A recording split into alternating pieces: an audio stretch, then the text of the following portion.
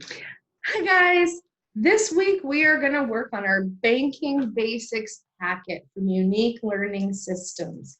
Your Banking Basics packet is something that you can do online under the student login. It's May Lesson 8, or you can complete it on paper. I sent you a printed Banking Basics packet. Remember, we did this together last month. I did the lesson on screen, and you had the option of doing it on your Chromebook or iPad or filling it out on paper. We're going to do it again this month, and this is practicing recording deposits, transactions where you take money out of an account, paying bills, recording your paycheck, and writing checks. So this is what we're going to practice. But before we get into the lesson, which again is May lesson number 8, before we get into the lesson, I want to give you a little bit of background information. I've assigned a lesson to several of you online to take that teaches you about money, and we're going to take turns watching a couple parts of those lessons together during some of my lessons. The website we're going to be looking at is called My Money. There are a lot of different lessons and how-to videos on this website, and I encourage you to check it out. I will put the link on Facebook if you don't already have it. We're going to start out by looking at the My Money screen. I'm going to share that with you. So this is what your screen will look like. My Money, it's myfloridacfo.com/mymoney. If you search for My Money lessons, you should be able to find these. And you can see there are 3 steps to My Money. So if I've assigned this to you, I sent you a worksheet that I made that goes along with this and goes along with each lesson because each step, Money Basics, has several lessons that go along with it. Money and making a plan, sources of income and savings. So we're going to do these together instead of just doing our Banking Basics packet because I want to help teach you a little bit more about what money is for. And when we talk about planning or budgeting our cash, which would be the end of this week, we're going to talk about 3-way planning. We'll talk some more about what money is and needs and wants. But we're starting this week with Banking Basics. So we're going to learn a little bit about banks. So we're going to go to My Money, and we're going to skip ahead to what is a bank. If you sign up for this and want to take the lessons, you can click right here to start too. But I'm going to go right ahead to what is a bank. We're going to play this video, and at times I might pause it so we can talk about it together. But what I'd like you to do is listen and tell me one thing that you can do at a bank. So I'm going to click on what is a bank. In this video, we will be talking about banks and the people who work in banks. I'm going to pause the video really quick because I want to show you the website because I'd like you to be able to use this yourself. There are some good activities and helpful links that go along with the lessons. Sometimes we'll look at them together, and sometimes I'll ask you to do it yourself. But this lesson is going to tell us about different options of where we can put money in a bank or credit union, and how to open an account at a bank. Because why would we practice paying bills using a checking account or savings account if we don't have an account? So let's learn a little bit about Money Basics and what a bank is. I'm going to show you up here.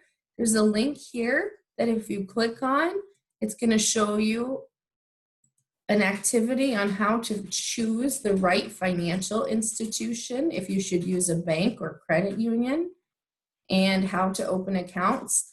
These links are outside of that website, and there's a lot more information on them. They're extra resources. So those of you that are learning to do research, we know that this is a reliable resource, and we can probably trust the information it's giving us. And then there is a tip sheet on here too about what is a bank. This tip sheet is really cool. This is something you can look at to help you answer the question, tell me one thing you learned about a bank. And this tells you a lot of different facts about banks that we're going to learn while we watch the video. It also lists questions that you can ask if you go to a bank or a credit union to help you decide. Remember we've been deciding where to live? Well, now we can decide where to bank. Let's go ahead and get started with our money basics lesson. I am going to play the video. Banks can help you with different things. Banks are places that keep your money safe and help you keep track of how much money you have. Another place that is good at helping you with your money is called a credit union. People who put their money in a credit union are called members. Credit unions can offer different programs or accounts that can help you with different things. How many of you have ever been to a bank? How about a credit union? Yeah? Some of you have been to both. Sioux Falls and the towns around Sioux Falls have both banks and credit unions. And like they said in the video, credit unions have some different programs or accounts that can help you with different things. But you have to be a member of a credit union. Banks and credit unions are important because they can help you with your money if you need it. The people who work there can help you with your money and give you a loan. And there are programs like different accounts where you can put your money. So there are two things that I just learned about a bank. People can help you with money. They can give you money. They can give you a loan. Or they have programs where you can put money in to the bank to save your money. Remember, when you have a loan, you are borrowing money. Loans are usually used to buy things that are big, like a car, and not for small things like food. So loans are used. Loans mean you're taking money out of the bank. You're using some money from the bank, but you have to pay them back. And they're used to buy big things like a car. What else might you buy with a loan? Maybe a house, or you might start a small business. So small things you wouldn't use a loan for would be groceries, fruit. What about a new PlayStation? Nope, probably not. Those are small things that you should probably save for. So when we do what's in my wallet, remember, we'd get money from the bank for something big like a car or a home, but not for something small like a new PlayStation or some fresh fruit. Places like the grocery store, gas station, and a store that cashes checks can help you with your money too. These stores help a lot of people, but they cannot help you like a bank or a credit union can. I'm going to pause that there too, because there are places that will cash checks for you, like at Walmart or payday loan places. There are also grocery stores and other places that have banks right within them. So if you go to Hy-Vee and there's a bank at Hy-Vee, they can usually cash a check for you. Or if you go to Lewis, some of our Lewis stores have a Wells Fargo in them. And those are banks. There are banks that are right inside the store. So those are different than what they're talking about now. It is important to keep your money in a place that can keep your money safe, not at your house or under your bed. Check cashing stores, banks, and credit unions not only help you with your money, there are also a lot of them around that are easy to get to. Remember, it is up to you to decide which place is best for you. Is it safer to keep your money in a piggy bank or in the bank? The bank. It's much safer to keep your money in the bank, especially if you have a lot of money. The safest place for it to be is the bank. Sometimes, places like a check cashing store can put your money onto a card called a prepaid card. If you use a prepaid card, you do not have to use paper money. A prepaid card can be good to use so that you can practice using the money that you have and not spend too much. If you lose your prepaid card, a check cashing store cannot help you. These places usually do not have the different types of programs or services that help to keep your money safe, like a bank or credit union might have. Banks, credit unions, and check cashing stores can charge you money to use them. This is called a fee. Fees can be higher at check cashing stores than at banks or credit unions. So what's a fee? It means more money, so it costs you more money to cash your check at some of these places than it does if you have an account at a bank or a credit union where it doesn't usually cost you any money to cash a check. And you have to think about that. Can I afford to pay extra money to cash my check, or do I need all that money to pay for my groceries and pay my bills? It is important that you know about what kinds of fees that the bank, credit union, or check cashing store could charge you before you sign up with them. It is always best to use a bank or a credit union, but a check cashing store can be a good option if you need something that is close to where you live. So what's the best option for cashing a check? A bank or credit union. That's right. But a check cashing store is okay if that's what you have near where you live.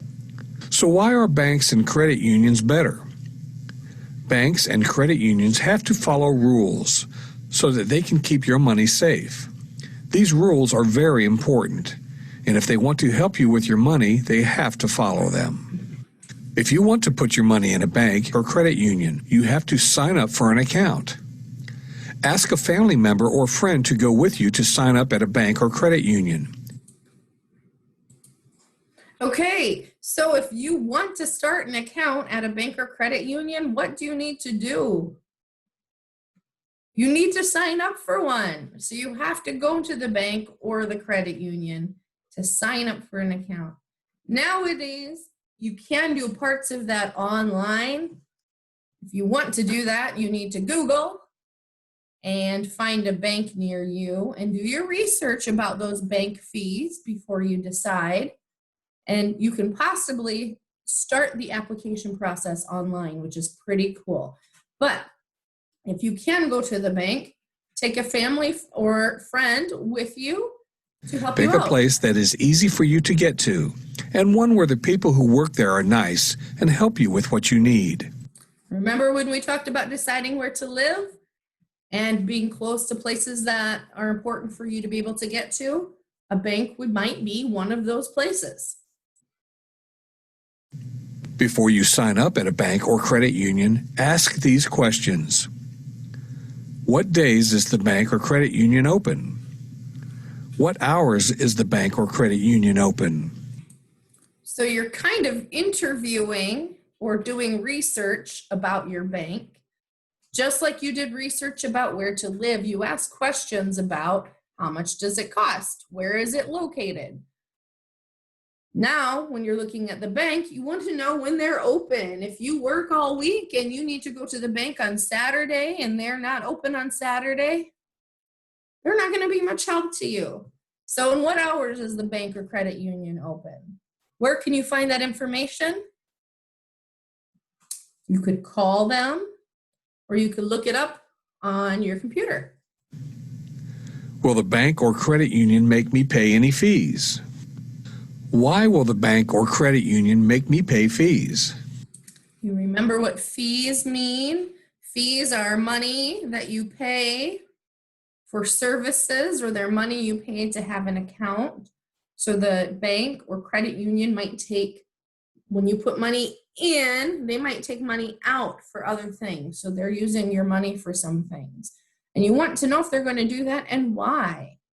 Because if you're saving money and they're taking your money, you're not really saving money. You have to find a bank, credit union, or check cashing store that you like best, and one that makes you feel comfortable and safe. This is called shopping around. just like you do when you're looking for apartments or a doctor or going to a grocery store. If you go to a place and you really don't like it, you don't have to keep going there. It's up to you to choose where you go. When you shop around, you ask the people who work there questions to see if that bank, credit union, or check cashing store can help you with everything that you need. Andy uses a bank. Andy likes his bank because the people who work there know his name and help him keep his money safe. At the bank, he sees a person behind a long desk. Sometimes they are behind a glass. This is a teller. This person can also be called a personal banker. So now we're talking about when you actually go to the bank, and our friend Andy here is at the bank talking to the person behind the counter or at the desk, and you might call that person the teller or a personal banker. A teller helps everyone that comes into a bank, just like a cashier helps you pay for your food at the grocery store. When Andy gets to the bank, he waits in line to see the teller. She helps other people with their money too. When he gets to her window, he gives her his money. She counts it and puts it in Andy's account so that Andy can use it later. An account has all of your money in it, so you can use it when you need it. The teller also types the information into the computer so that the bank knows where Andy's money is. Next, she gives Andy a piece of paper so that he can see his money is safe in his checking account. This is called a receipt. I know a lot of you practice checking your account balance and using receipts to keep track of how much money you take out of your account and how much you put in. How many of you don't have a checking account? Who would like an account? One cool thing with Project Skills Work Experience is you can set up your own Project Skills account where they give you a card that's like a credit card that you use to make purchases that your paycheck goes right on. So it's a cool way to practice without having to actually open an account, but you have your own account right on that prepaid card. At the end of the day, the teller takes the money from the drawer and puts it in the bank safe. The safe has a lock on it so that Andy's money is protected. Thank you for watching the lesson about banks. In this video, you have learned about banks, credit unions, and check cashing stores and the people who work in banks. In the next lesson, we will talk about how to keep your money safe. All right, we're not going to watch the next lesson now, and we're actually going to skip around a little bit. But if you would like to review, there's this great tip sheet that can answer the questions that I want you to answer. Tell me one thing you learned about a bank. And right here, there are a lot of answers. There are banks all over the world. Banks can help you with your money. They can help open checking accounts and savings accounts. They can give you a loan, so they can help you buy items that you need. So can credit unions. They can help you with getting money from your account so you can use it, and they help keep your money safe. And remember, both banks and credit unions have to follow rules from the government to keep your money safe. And when you're looking for a bank, you should ask a lot of questions, and here's a lot of different questions you can ask. If you pause the video here, if you want to write them down or take a screenshot, you can, or you can visit the website yourself. But these are great questions to ask, like what are your hours? Do you have any fees? Is it going to cost me money to keep my money there, or what is the deal? Next time we watch one of these videos, we are going to talk about what banks can do for you. We're also going to talk about government benefits because that's one of the first parts of our lesson. And I want to talk about what government benefits are and who might get them and what they mean. So really quick before we go today, we're going to take a look at just our first page of our Banking Basics packet. And it's our Benefit Automatic Deposit Notice. So straight from the bat, straight from the start, we're going to talk about putting money. You should have this at home. You can do it on News2You or Unique online too. But right away, we're going to start about talking about money and putting it in the bank. So this says your benefit automatic deposit notice is here. The news to you bank direct deposit alert. That means they're putting money in your account. They're putting it right in there. May 1st, 2020, a check for $750 has been deposited into your account from Social Services Benefits. So we just got a notification. We're going to pretend this popped open on our email. We're going to answer these questions. When was the check deposited? Remember, when means we're looking for a date. So let's find the date up here. Can you see it? There we go. May 1st, 2020. Sometimes this lets me type and sometimes it doesn't. Let's see. May 1st, 2020. How much was the check? How much did we write the check for? We didn't write it. They deposited it. The check was $750. It says how much. That means we're looking for a number again. And there's a dollar sign. So we know we're looking for a dollar amount. I see $750 dollars and 0 cents. Yay! And who sent the check? Who did it come from? It came from Social Services Benefit. And for the most part, if you get a check, it's probably from the Social Security Administration, which is similar to this. It was direct deposited into the account. It wants us to write the date on the calendar so we know what date we got it, or we know what date we're supposed to get it, and then write the deposit in the register. So we're going to go down to our calendar